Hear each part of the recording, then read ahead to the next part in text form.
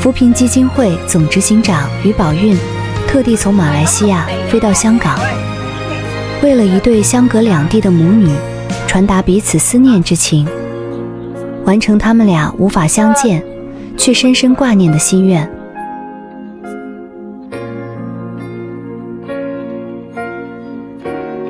媽，我帶咗個兒子一個人，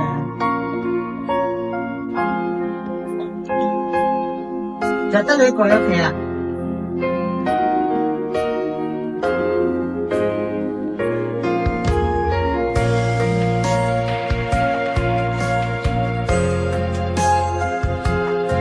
小婆婆你好，我係嘅，我打電話俾你嘅。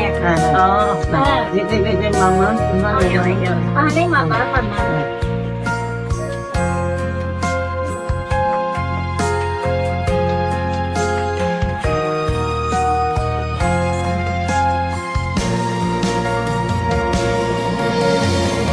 你睇晒未呢封信？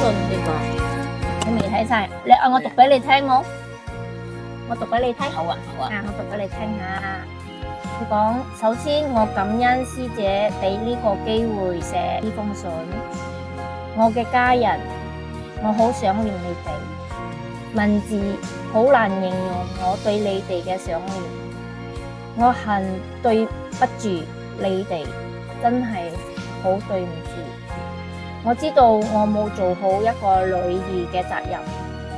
亦冇做好一個母親嘅責任，更加冇做好一個家姐嘅責任。但係錯事我已經做了，亦不能回頭了。我也懺悔了，以後我要做一個新的人，亦希望你哋能原諒我。我知道你哋已經原諒咗我了，雖然10幾年我哋失去一齊生活嘅日子，我還有4年就會再見你哋一齊生活。我有好多話要講，好你好嘛？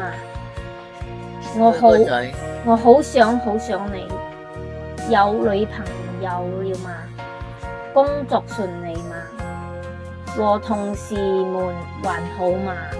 工作壓力一定係會有嘅，適當的時候記得一定要放鬆自己，要多去看婆婆。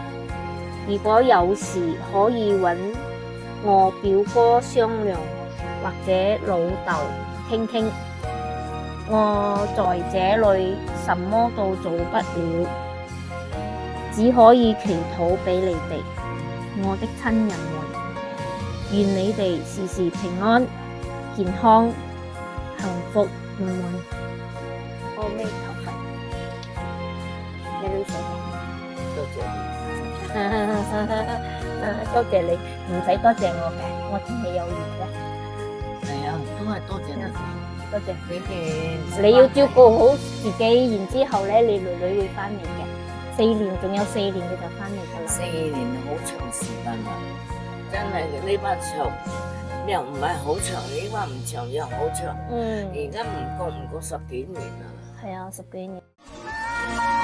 媽媽呀，我想你，沒有一個夜你我好孤寂，我時常把你惦記。